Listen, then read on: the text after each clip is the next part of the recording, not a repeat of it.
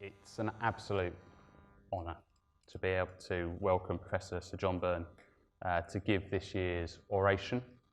I'll tell you a little bit more about the oration and its history at dinner when you're a bit more relaxed. But most of you, I'm sure, will have heard of or know Sir John. He obtained a first-class honours degree in human genetics and an MD with distinction from Newcastle University, and he's been Professor of Clinical Genetics there since 1991. He was appointed as a consultant in Newcastle in 1984 and has led the regional NHS genetics service for 20 years. If anybody has been to Newcastle Station, if you step outside the main entrance, turn left and keep walking, you are beset with a massive, colourful building that is the Centre for Life. That houses an education and science centre along the Institute of Genetic Medicine.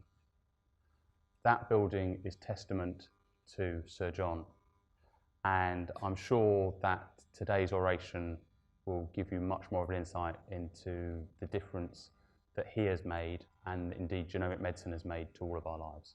Sir John.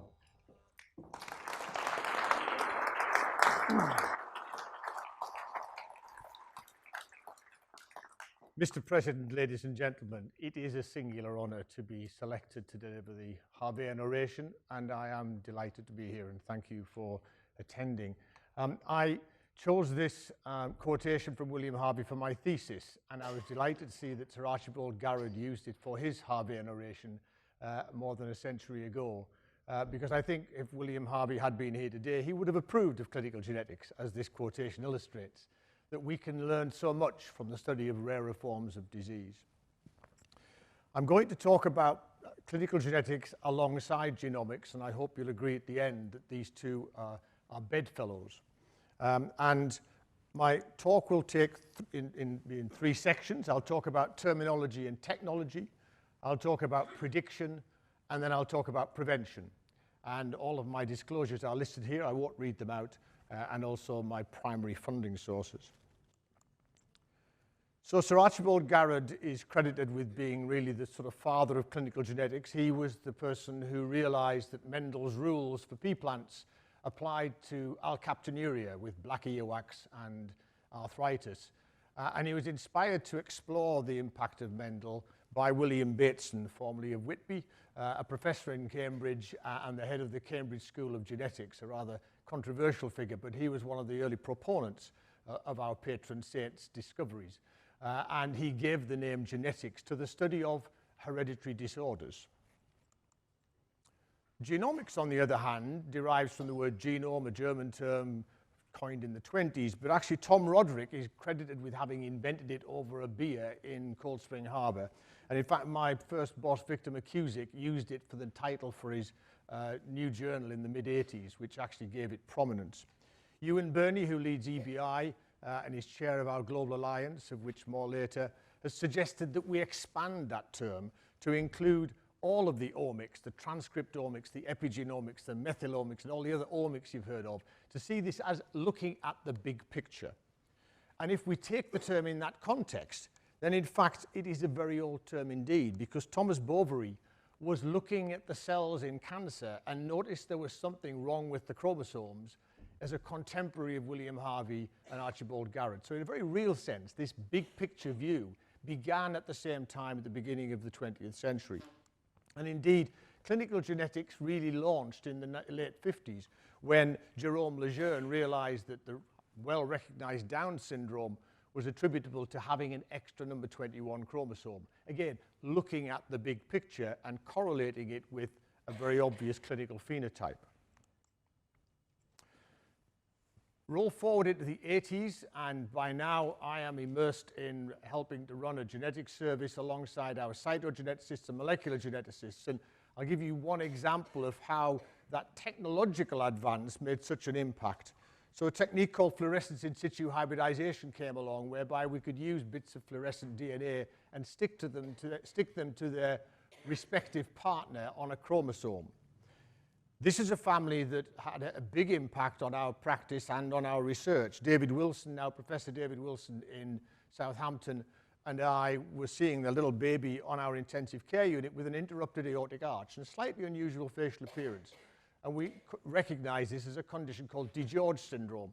And the team said, oh, we've seen this family twice before. So we hopped in the car and drove over to West Cumbria, and indeed there were two older brothers, also with much more mild heart defects, similar face, and indeed mum with a normal heart, but had psychiatric problems in her past.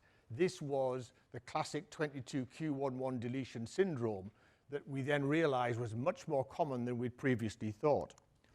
And Ian Cross, who I couldn't find a picture of except with his head under a microscope, but he's entirely appropriate, sadly lost to us now, but Ian was the person who actually got the technique to work. And this picture was one of the most exciting sights in my life, when only one number 22 chromosome illuminated when we stuck on the probes.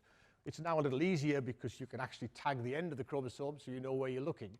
This was a major realization that this was a much more common heritable disorder than we'd previously realized, now only second to Down syndrome as a cause of heart defects, which are our commonest birth defect. So here then was the technology coming together with phenotyping and bringing genomics and genetics together.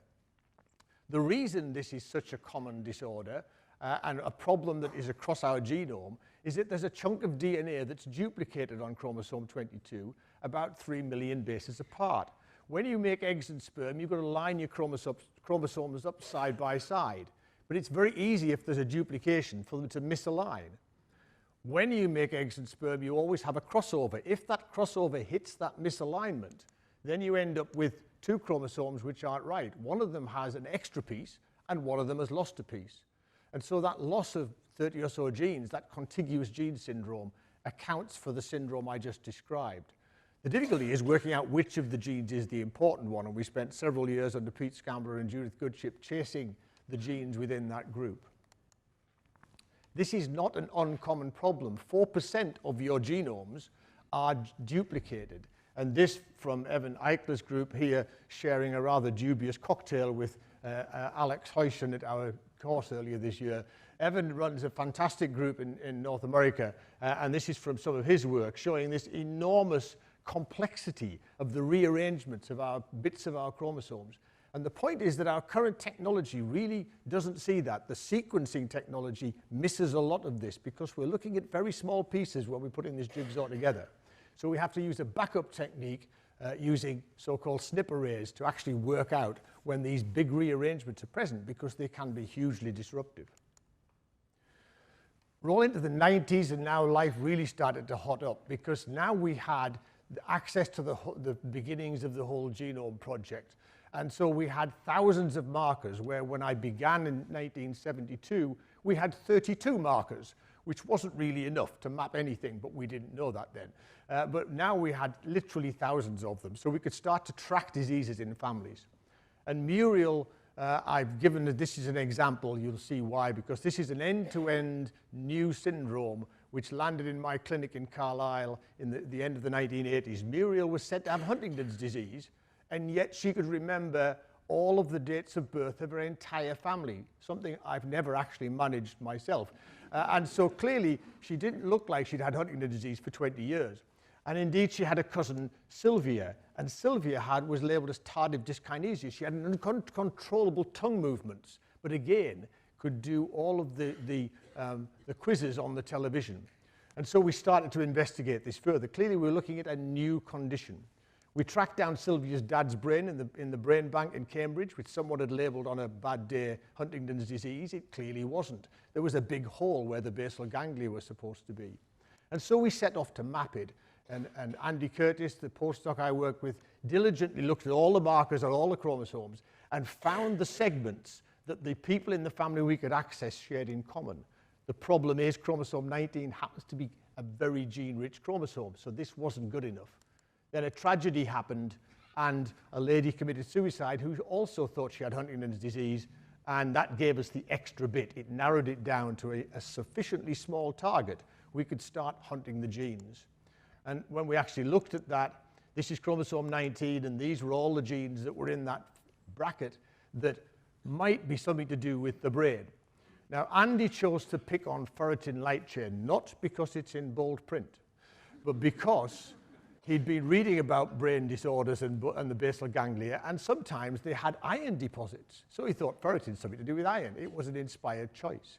It's a very small gene, and after spending 10 years tracking this family, within weeks we'd found the problem. What had happened was there was an extra letter, one extra letter slipped into the end of the gene. But genes are read in sets of 3. If you add one letter, everything moves down one. So you've now got a completely different string of amino acids on the end of this ferritin light chain. But crucially, you also have an extension of the protein, a very unusual situation. Normally, if you cause slippage, you'll get a premature stop codon. Here we had an extended protein so that it was bigger than it should be. Now, ferritin is made into a dodecahedron, which is a 12-sided beach ball type thing to get the iron out of our cells quickly because it's a very dangerous but necessary substance. And so what happened was, when we actually looked at the protein conformation, this little red bit in the middle here is the end of the ferritin light chain, the E helix. And having an extra tag on that meant that the pore that lets the iron in and out was getting obstructed. So the iron was getting stuck inside the pore, or inside the ferritin molecule. So it's rather like there being a bin strike and your cells get filled up with black bin liners, or your kitchens do. So these cells were full of these huge bin liners full of iron and ferritin they couldn't get rid of. And indeed, when we actually started doing mass spectroscopy with Andy Blairmeyer's team, you could see the iron accumulating by mass spectroscopy in individual cells in the basal ganglia. And on the right here, Mike Keogh, working under Patrick Chinnery, studied a group of children in this family that I'd identified them and de-identified their data, their gene data on their scans.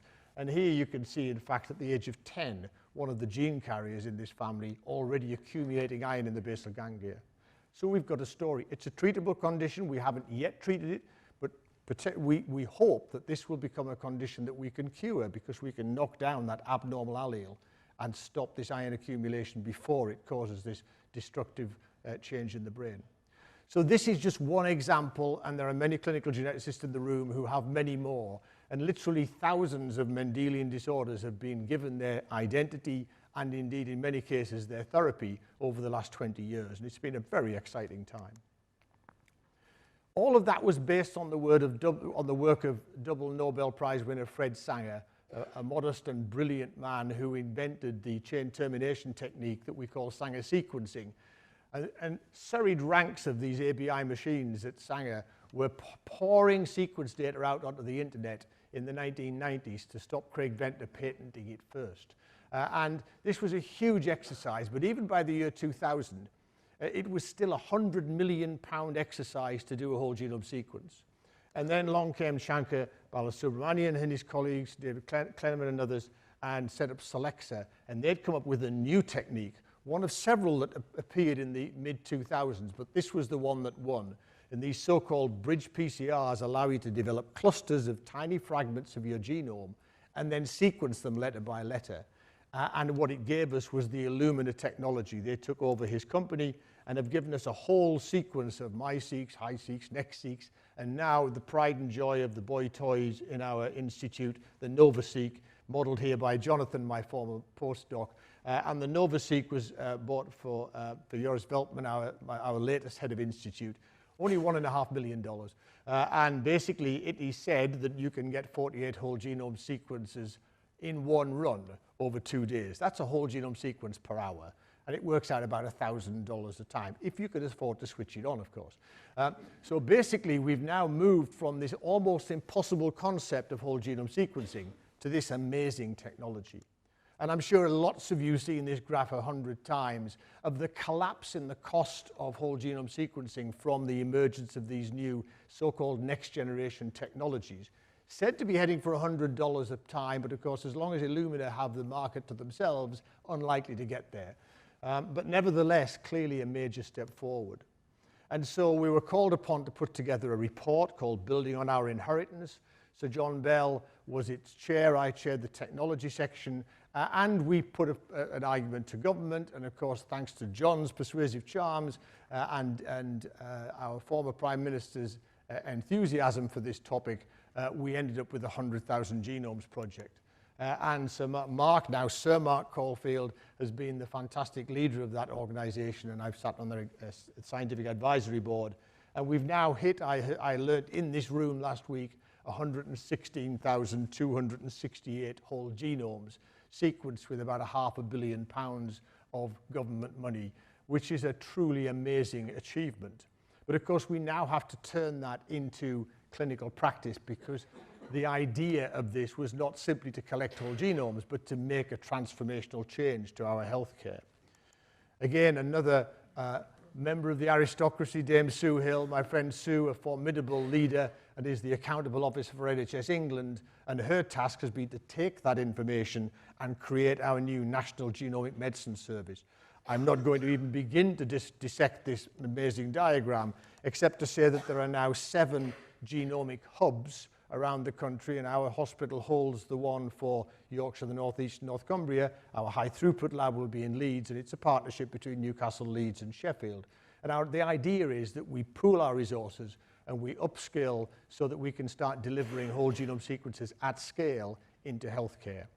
What could possibly go wrong? Well, there are a few challenges along the way. So first of all, we keep talking about whole genome sequencing, but I've already alluded to the fact that it's not exactly perfect. We put together these millions of little jigsaw pieces and we miss bits. Sometimes they copy incorrectly. You get these copy number variations, such as the ones I've just demonstrated, which this technology doesn't easily detect, particularly duplications. And structural variants where chromosomes are upside down and rearranged. Very difficult to work out. Any of you who've made jigsaws with small pieces will know how hard it is. But there's more than that. There's the telomeres. These are the little bits on the ends of your chromosomes that stop them unraveling, like the plastic bits on your shoelaces. Critically important to our survival. If your stem cells lose their telomeres, you die. And so telomerase keeps fixing it. But now Elizabeth Blackburn got the Nobel Prize for demonstrating that telomeres are a great predictor of our health and well-being. And they get shorter as we get old and stressed. They get longer if you get more protection and care. So it's really valuable information, but we don't get it from our current technology. And there's more. Imprinted genes, massively important. Whether a gene is switched on or off, determined by methylation of the cytosine. We can't see that with our current whole genome sequencing. Alternative splicing. Some genes can produce 1,000 different products by simply rearranging the exons, the fragments. So you can produce a whole collection of different variants that we can't see with this technique. And mosaicism. If we take a blood sample, it might be that this is a condition that's not in the blood, but nevertheless is a major cause of ill health. So in a very real sense, this is an incorrectly spelled word. There are some holes in it. I'll pause for you to think about that. You have no idea how long that slide took to make.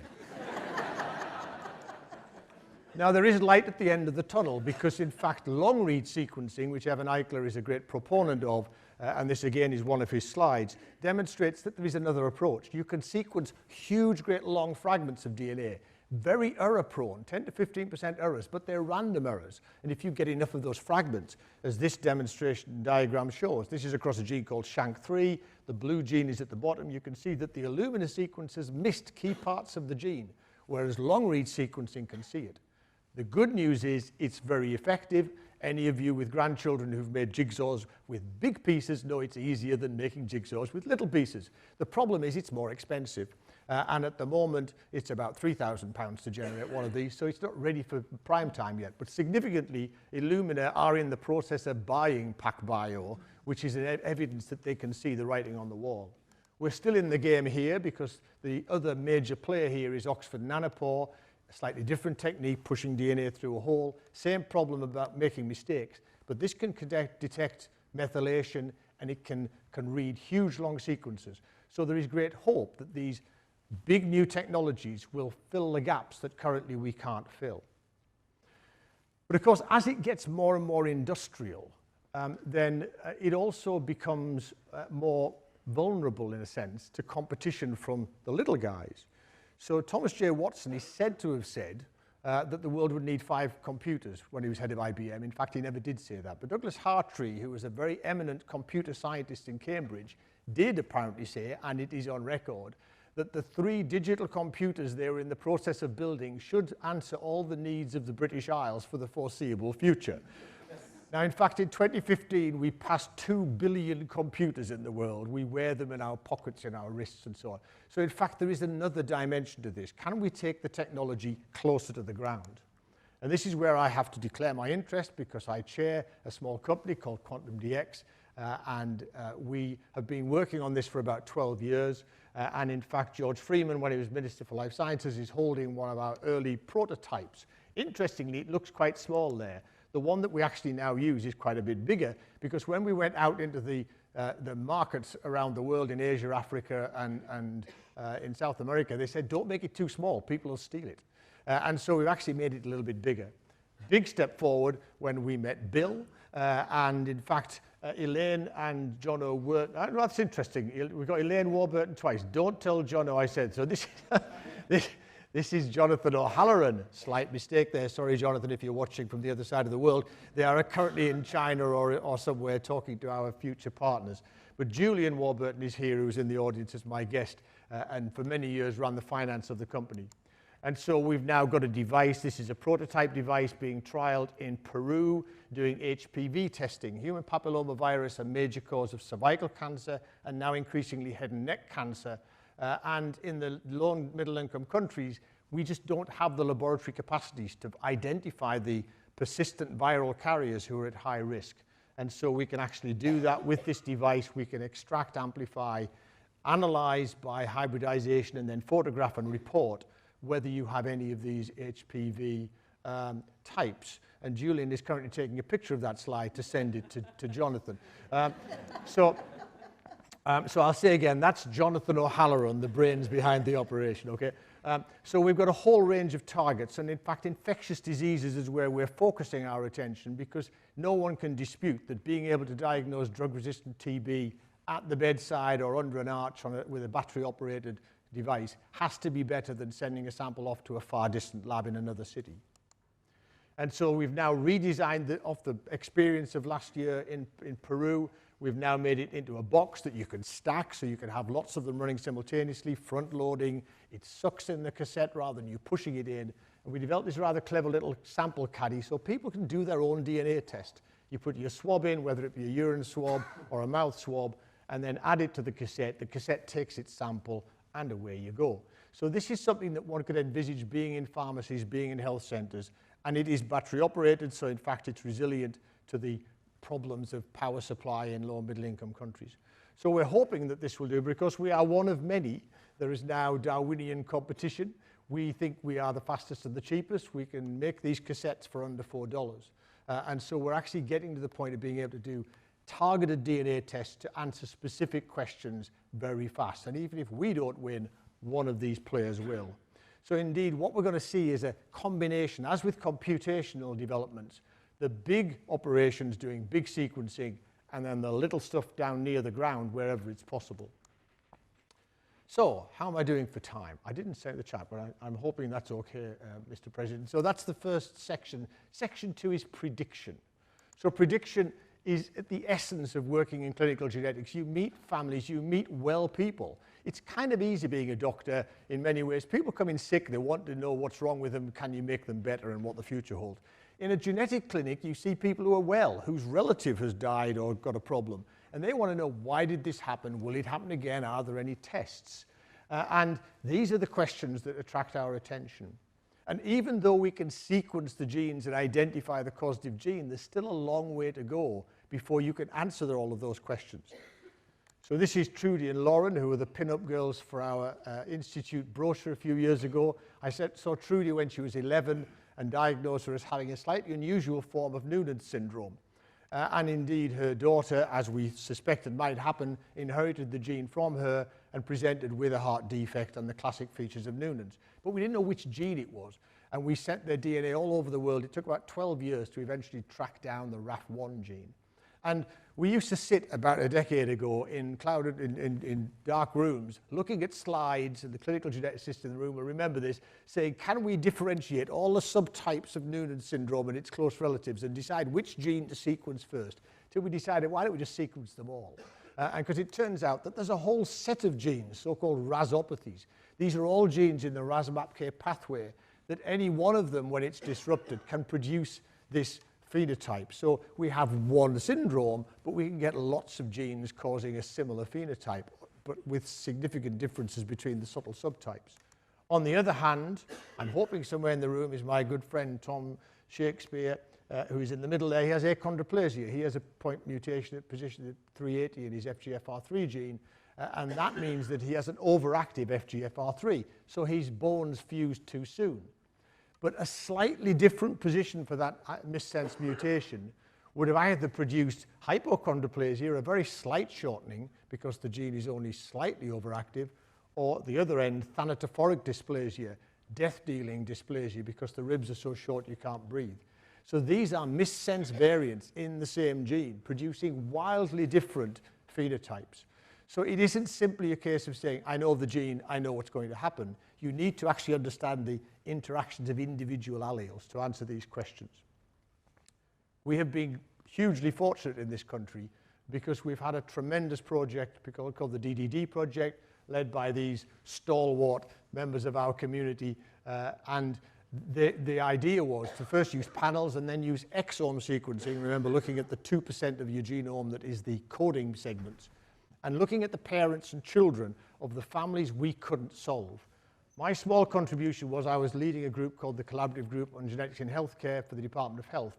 So I helped to persuade one or two reticent colleagues that it was a good idea that we shared all of our cases together. So we put 13,500 families into the care of Matt and the rest of the team. And they have analysed them, and these numbers speak for themselves. A third of these undiagnosed syndromes were solved, and we've got 125 research papers, 49 complete new disorders, and Helen was telling me on the way in here today that almost up to 100 new disease genes identified. So this has been a tremendous demonstration of the collaborative work of our genetics community around the country. And it's made possible by bringing together good phenotyping with the technology that is becoming ever more powerful. So I couldn't avoid telling you about this syndrome for fairly obvious reasons. But it does have a relevance because this syndrome resisted diagnosis. I met these two brothers and Sean, a little girl who came from a neighbouring town back in the early 90s. They had no holes in the back of their nose, so they had a respiratory insufficiency at birth. But they also had a very unusual face. And a couple of years later at one of our dysmorphology meetings, Carol McEwen showed two brothers with exactly the same picture as Kevin and Stuart. And so I said, I don't know what that is, but I know it's something that I've seen. So we actually reported it. And we guessed it might be on chromosome 18 because Sian had a ring 18. She'd lost the ends off 18 and they were joined together. But we couldn't find it. We looked at every gene as it came along. We tried exome sequencing. We tried genome sequencing, and it didn't solve it. It wasn't until we, thanks to Dagmar Wieserek and Bill Newman, who both had patients with this condition, we put together all of the world's experience and gave it to the team in Essen to sequence again, this time looking at chromosome 18. And what they found was there was a problem. And what they found was in a gene called TXNL4A, a very small, rather insignificant gene, reads from right to left. We found that we knew that there was a big deletion in Sian, but there were other families with deletions here. But all of the others had point mutations, bar one, in this gene, but only one, not two, and yet it looked like a recessive trait. And further examination revealed that they had deletions upstream of the gene. So these were compound heterozygotes. What had happened was you'd lost one copy of the gene because of the mutation in the gene, but the other copy was downregulated because the on-off switch was broken. And the one outstanding family was one where they had two promoter mutations. So we've now got a new way of looking at recessive disease. If you have a gene like TXNL4A, which is involved in splicing your DNA together to make your messages, you can't afford to lose it. Your spliceosome won't work and you will never get off the runway. Losing one copy is fine, losing two copies, you're dead. So you're only going to see a syndrome when one is taken down completely and the other is lowered but not completely inactivated. This is really hard to find when we go out hunting unknown recessives because the technique is usually to see where you've got two mutations in a child where one has come from each parent. But this approach means you'll miss those because the second mutation isn't in the gene. And this was the second time thrombocytopenic absent radius was the first syndrome where this combination of different mutations was first seen. So it illustrates the challenge we face in understanding some of these rare recessives. This little girl I never met, but her father was my colleague when I was training as a pediatrician, and he was a neurosurgeon, and he went back to see his wife in Pakistan and came back with this picture and said, there's something wrong with my daughter. And we investigated, some samples got sent over, and it turned out it was a mucopolysaccharidosis, one of those inborn errors of metabolism that Archibald Garrett first described 100 years ago. In this case, it was Maroteau-Lamy syndrome. And this little girl, we could have treated with bone marrow transplant, but the family chose against it, so in fact she died of this inexorable accumulation of mucopolysaccharide. If you marry your cousin, then you are more likely to see the same gene coming back.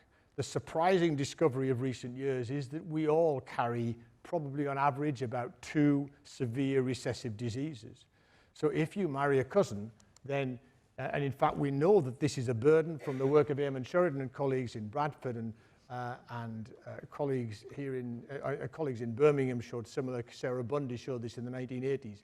That if you look at the birth defects in babies, they are very heavily clustered in families where consanguinity is commonly practiced. And the simple maths are that you share 1 gene innate in common with your first cousin. If you both have the same faulty gene, there's a 1 in 4 chance that that child will have a problem. And we each carry on average a couple of these. So the bottom line is if you have first cousin marriage, it's about a 1 in 16 risk of a recessive disease. Now we've sidestepped this because of the anxiety about ethnicity and it leading to targeting of groups. But the fact is this is a problem for all of us. I'm now going to show a picture which may lead to my divorce, but this is actually our wedding photograph. And both my wife and I were having a bad hair day. I come from a little village in southwest Durham, and my mother and father on the right were born within walking distance of where I was born, as indeed were their parents. So in fact, I am deeply ingrained in the genetics of that part of Weardale. Linda came from a long way away, 8 miles away over the hill. But her mother, Elsie, in fact, was born in my village. So there's a very strong probability that she is related to me because my family's been there for at least 300 years. And so basically, we are in small rural communities. There's an awful lot of unrecognized consanguinity. And what we can do, if we can organize ourselves, is make it more possible for people to find out before they start to conceive whether they both carry the same disorder. Something that's already done in the Ashkenazi Jewish population for Tay-Sachs disease and in Cyprus for thalassemia, where it's very common. So this is a proven technology. And if families know they're at high risk, many of them will avail themselves of early diagnosis. But of course, it's very difficult when you're dealing with ethnic minority families because many of them are suspicious, and rightly so, because there is a recent history and of ill-doing in this space. Everyone's familiar with the actions of the Nazis, but it's easy to forget, or maybe you don't know, that before they attacked the Jews and the Gypsies, they took everyone whose name appeared on a genetic list and gassed them first. And in fact, Ellis Island in the harbor outside New York, thousands of immigrants to America were processed through there to be checked to see if they were suitable to be allowed in. If they had alcoholism or epilepsy, or they came from Sicily for some reason, they weren't let in. And so basically there was this eugenic movement, which we embraced too. Winston Churchill tried to pass a eugenics law through our parliament. It was blocked by the Liberals. It just keeps coming around, doesn't it? So basically, eugenics has been a problem of the 20th century, and as recently as the 1970s, people were being forcibly sterilized in Alberta and in Sweden. So this is a real threat, and we have to be alert to that, and Tom Shakespeare has written extensively about that. But there's also a low level. This is Pauline, who walked into my clinic in Whitehaven many years ago and asked if I could help her to get pregnant, which was a surprising question. And the reason was that both she and her sister had familial adenomatous polyposis, and the surgeon over there, who'd since retired, had decided, in addition to removing their colon to stop them getting colon cancer, he'd take their oviducts out as well so they wouldn't pass the gene on to the next generation. And he said he got consent from them at the age of 16 for doing that. So basically, we had to use IVF to help her achieve pregnancy. So this sort of eugenic intervention needs to be guarded against. Tom Shakespeare and I have been friends for decades, and back in the mid-90s, we made a little video for medical students, which ended up at the Science Museum, and it was called You Should Have Been Terminated. And since time is short, I'm just going to show you the second half of it. We'd already established that he had a problem, that he had a mutation in his FGFR3 gene, and hopefully this will now play. So you don't have any dodgy Watsits yourself then? Well, I have the odd recessive gene, everybody's got one of them, but yours is dominant. Dominant, and you don't have any dominant genes? Well, I might have the odd dominant gene for something like dementia or something like that. Nothing serious then? Well, it's serious, but that doesn't come on till you're old. So you couldn't have been terminated then?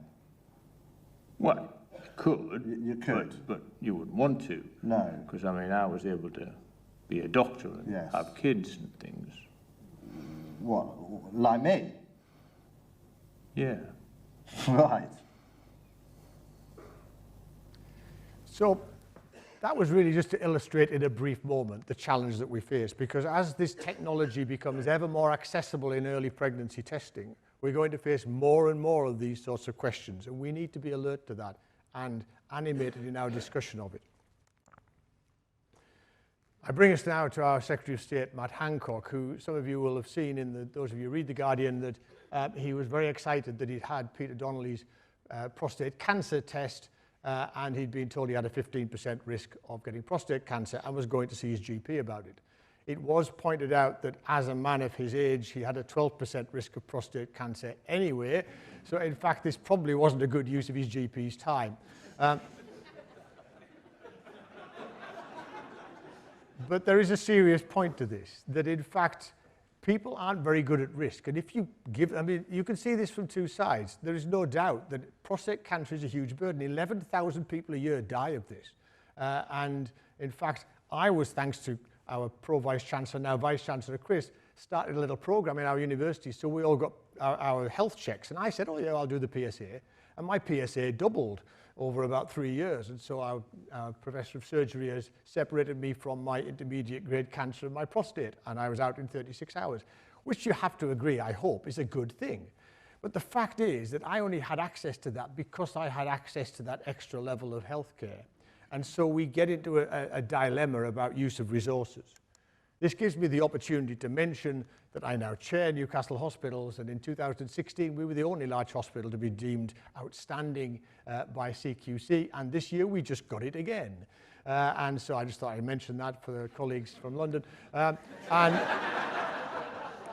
the point is, we are rather good. We run the same number of specialties as UCL, and we also balance our books. But the important thing is that, in fact, despite being arguably one of, if not the best hospital in the country, we aren't doing that well in terms of the healthcare of our population. The people of the North East are have the worst expectation of health of anywhere in the country. And this statistic, looking at how long you've got as a 55-year-old before you will face disability on average.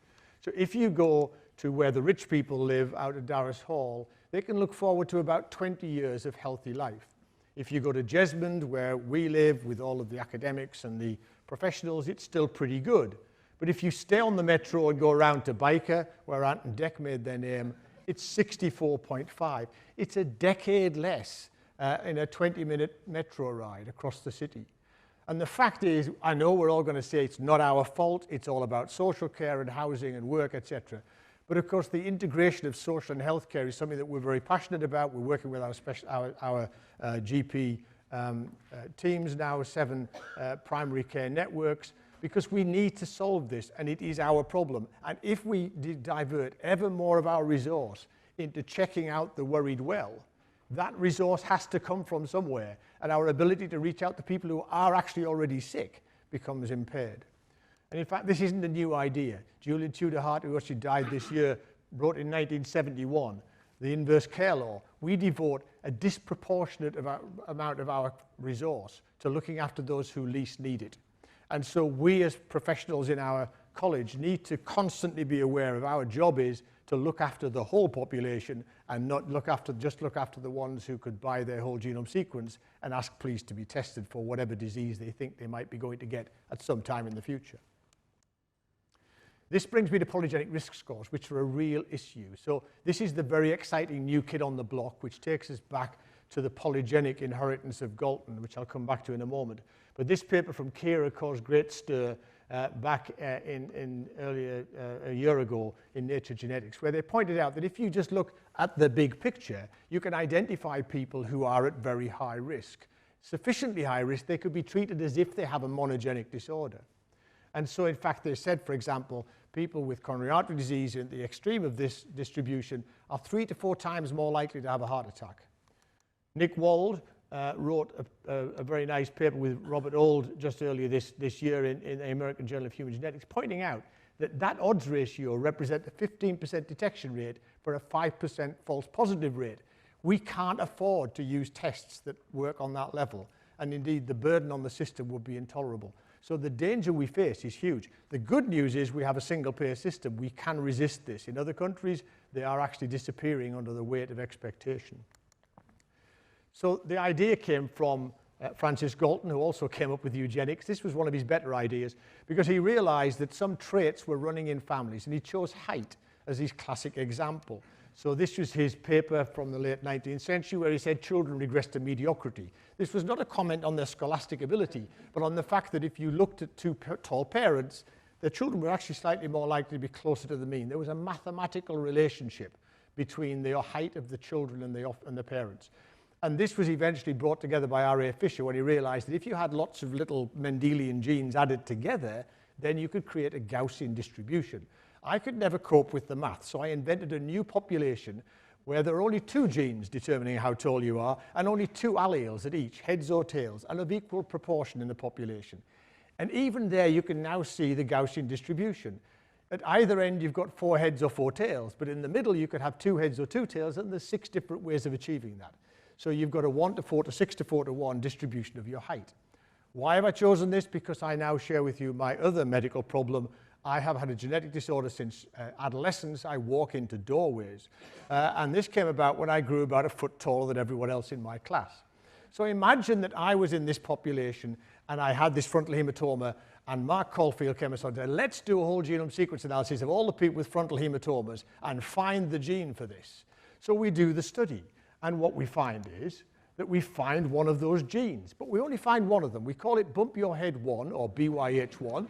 And 23andMe start to sell it because it's a really predictive test. But of course, we can only see half of the story. We can see this bit of the distribution, and it looks pretty good. If you're a TT homozygote for this gene, you're very likely to end up with a frontal hematoma. But the fact is that 2 of the 5 people who either often or always bump their head actually are not detected by this test. So they rush out to tell their relatives the good news and get a frontal hematoma. Meanwhile, there's one poor person who spends their entire life waiting for the frontal hematoma that's never coming.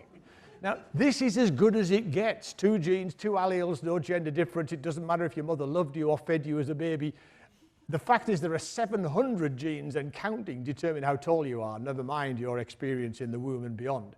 So it's incredibly difficult to predict these variable traits. And anyone who tells you different has to be taken with a pinch of salt. Okay, so when I was it's actually exactly 50 years, I was taken to listen to a lecture about the work of Nirenberg, Carano, and Holly, who people don't remember, but they got the Nobel Prize in '68 for cracking the code. How do you take 4 letters and write the sequence that will allow you to produce a human being? And they realized you had to use them in sets of 3. And in the RNA, you have a similar set of 3, so you have a U instead of a T. So, for example, if you take a G and a U and a C, you get a valine. The fact is, there are 64 combinations of these 3 letters, so there's lots of spares here. So, in fact, if you get a G, U in anything, you'll get a valine. Conversely, if you change the second letter, then you move from a valine to an alanine. And an alanine is a very different amino acid. So, changing one letter makes no difference at all. Changing the one next to it could really screw things up. And I'll give you one example of that. These are 2 sisters, Catherine and Christine, who I was asked to see by one of our counselors because one of them had had breast cancer. My colleagues had been investigating them, and they found they both carried this valine to alanine mutation at 1736. And their cousin had it too, up in Glasgow, and she had ovarian cancer. This was looking very suspicious. And in fact, a colleague had just checked out that in the BRCA1 gene across 18 species, all the way back to Xenopus and pufferfish, there's always a valine at this position in every species. So this looked like a very important change. It was an important part of the gene, and yet the people in Glasgow said, according to Doug Easton, who knows everything, this is a variant of uncertain significance, or as Naz Rahman once called them, very unhelpful statement. Basically, it's what we don't understand, because there was one woman in America who was said to have this mutation and another BRCA1 mutation from the other side of her family, which meant she had two, which you're not supposed to be able to survive. So this one was called a co-occurrence and put in the bin. But actually it transpires that this co-occurrence, which gives you a 10,000 to 1 against it being pathogenic, was a bit of a hurried decision, because in 2013, Susan Domchek, or 2014, Susan Domchek and colleagues tracked down that woman, and she had a very small head, she was very drug sensitive. She was the first survivor with a condition called Fanconi's anemia. She really did have two faulty copies of BRCA1. So in fact, she was no longer a basis for taking this gene off, or this allele off the list. And when you actually look at all the other information about this variant, given that this is a highly conserved amino acid and it segregates with disease, this should be called pathogenic.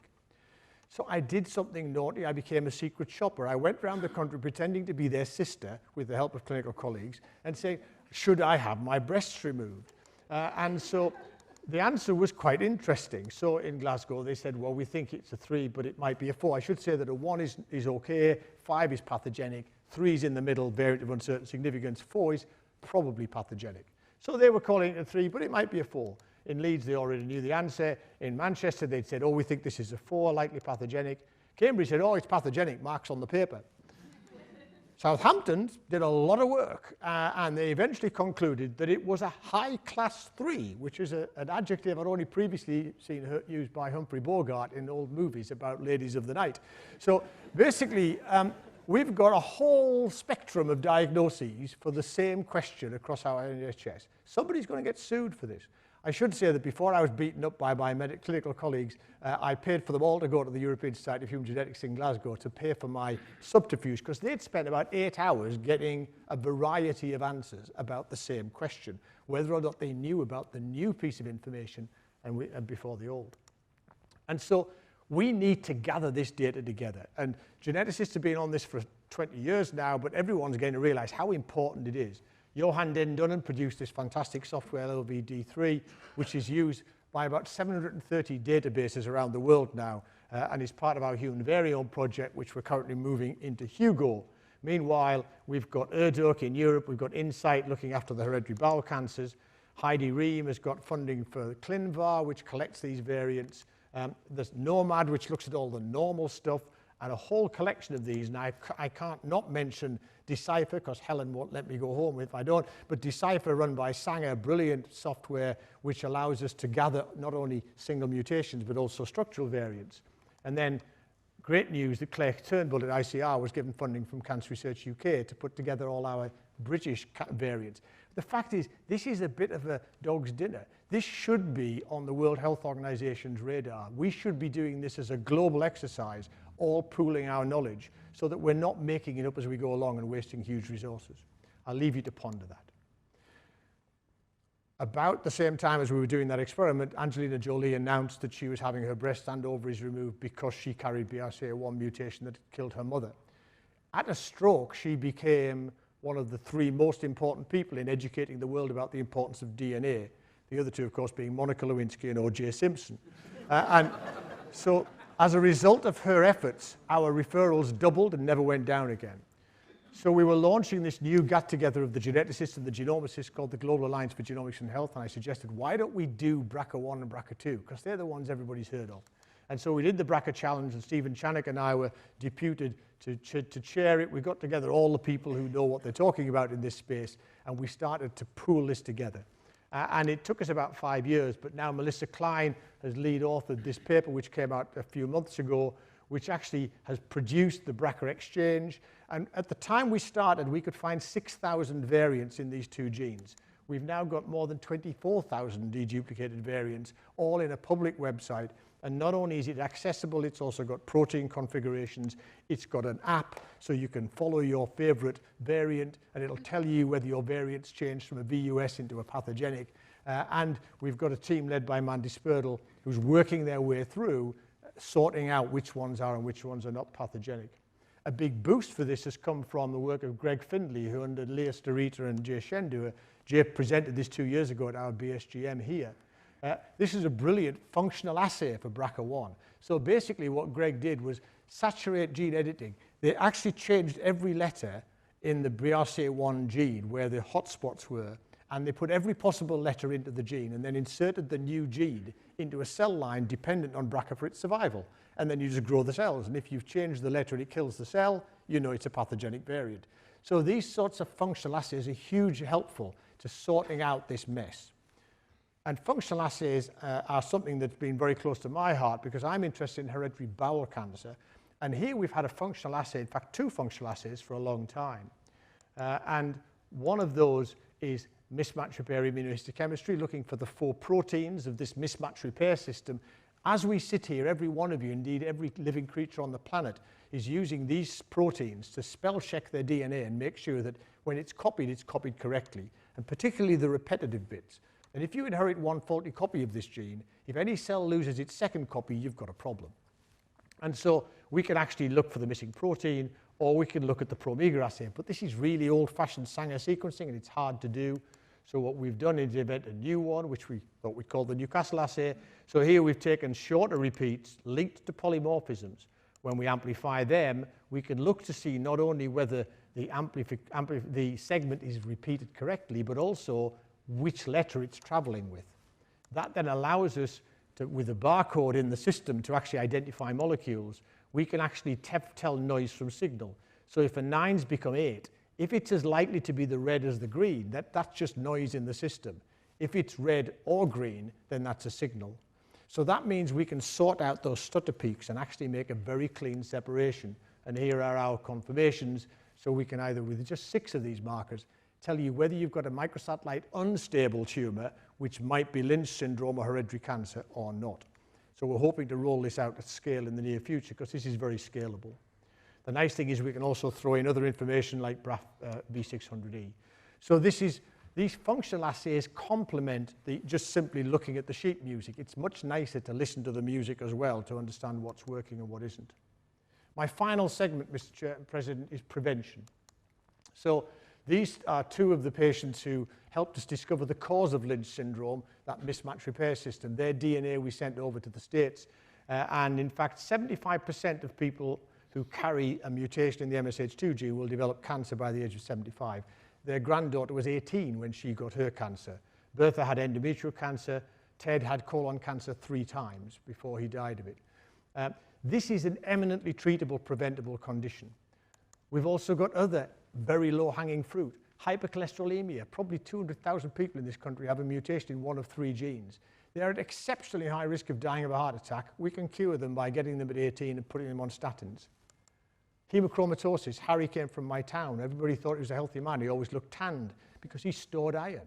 He was one of the 9% of people with 2 copies of this mutation who get severe liver and pancreatic failure.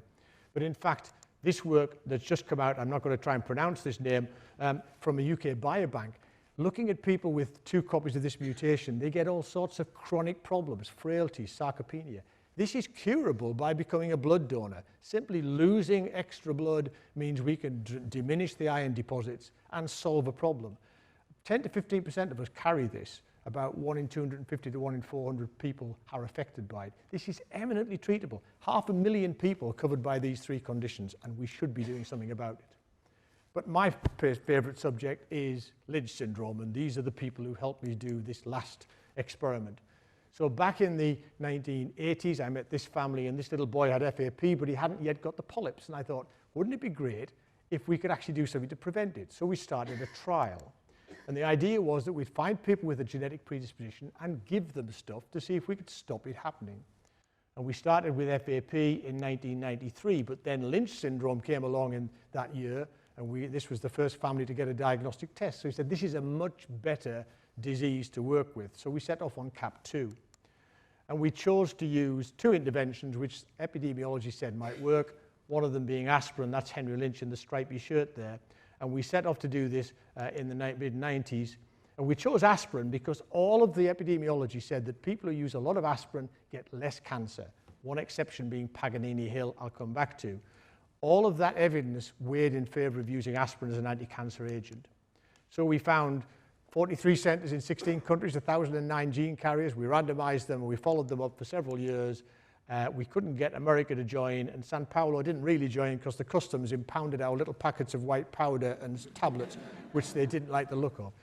But we got there in the end, and in 2011 we reported that giving 2 aspirins a day for 2 years to these gene carriers halved their cancer risk.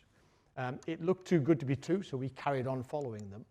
And this is the data which we've just got ready to send off. This is the 10-year data, which is our planned follow-up. And at 10 years, we still had a significant effect. But in fact, when we used Public Health England to track down these patients over the second decade, it became even more apparent. And in fact, among the 509 who took 2 tablets for 2 years, the incident rate ratio of cancer was 50% down. So we're half the cancer rate for a few aspirin tablets. And in fact, for the RCT people in the room, Mike, where is Mike? There's Mike. It was your idea to use 600 milligrams, by the way. So basically, we've actually got intention to treat significance now.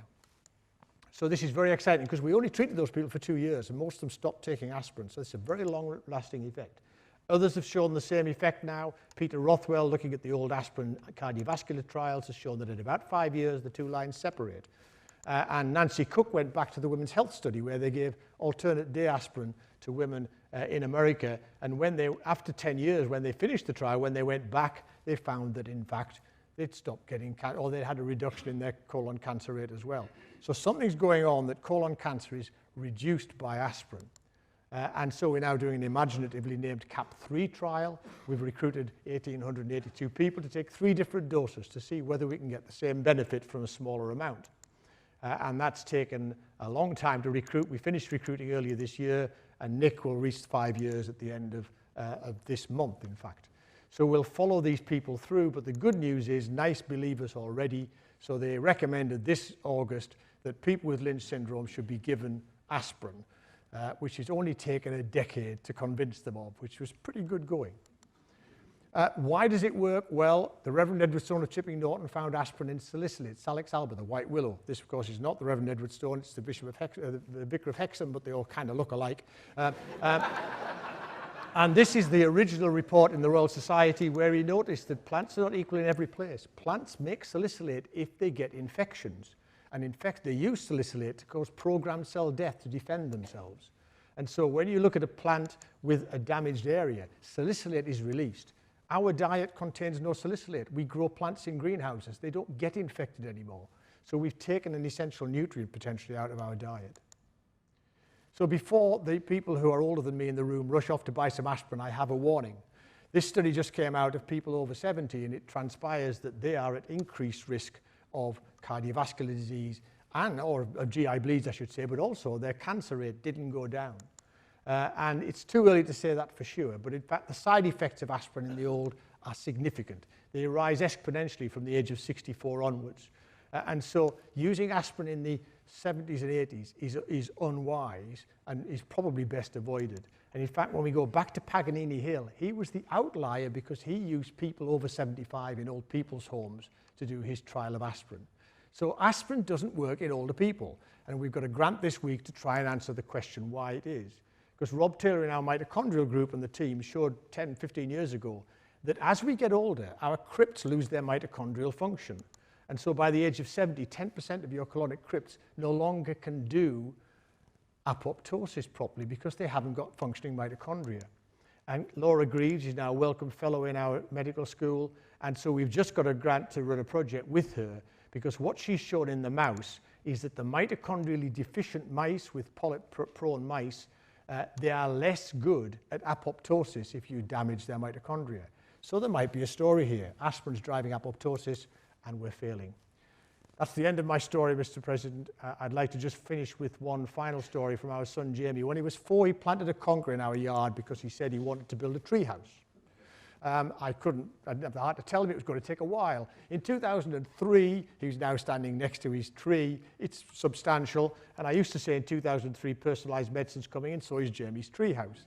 Well, a few years later, with a vote of our grandchildren, 2 of whom are here, we decided it was time to build the tree house. The grown-ups didn't agree, but we all thought it was a good idea. And so we built the tree house. It was actually built by John the carpenter who lives across the street, because I wasn't deemed fit to do it for health and safety reasons, but I did put the roof on. So, Mr. President, my lords, ladies and gentlemen, that is the end of my story. I've explained, I hope, that genetics and genomics are bedfellows. They are complementary, they run together. And that our field is evolving as the technology evolves and still has a long way to go. We'll see long-range sequencing joining up with short fragment sequencing in the coming years. We'll see point-of-care technologies coming out. The Mendelian disorders will be solved in terms of getting the papers into Nature Genetics, etc., but that doesn't mean we can still simply answer all the questions that were asked in the clinic. Making predictions requires expertise, it requires patience, it requires collaboration. And I hope you'll agree that some specialists in this space are still of value in our medical firmament. But not only that we predict what will happen, but we can also treat and prevent. And I hope I've convinced you that with some fairly modest repurposing, we could significantly reduce the burden of colon cancer in the very least in the years to come. Thank you for your attention.